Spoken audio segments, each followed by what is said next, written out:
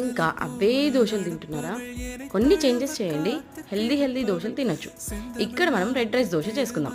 2 glasses red రైస్‌కి 1 glass మినపప్పు, ఒక స్పూన్ మెంతులేసి నానబెట్టండి.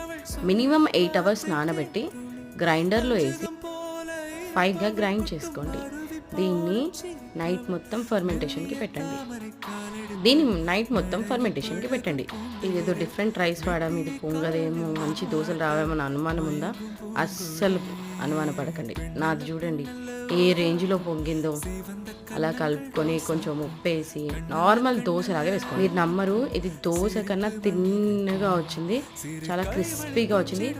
టేస్ట్ కూడా అదిరిపోయింది. అస్సలు ఎక్స్పెక్ట్ చేయలేను నేను ఇంత బాగా వస్తుందని. దీనికి మనం ఏ చట్నీతో సర్వ్ చేసుకున్నా బాగానే ఉంటుంది. నేను ఇక్కడ పల్లీ చట్నీ, అల్లం చట్నీతో సర్వ్ చేసుకున్నాను. చెప్తే తప్ప అర్థం కాదు. ఇది రెడ్ రైస్ దోస.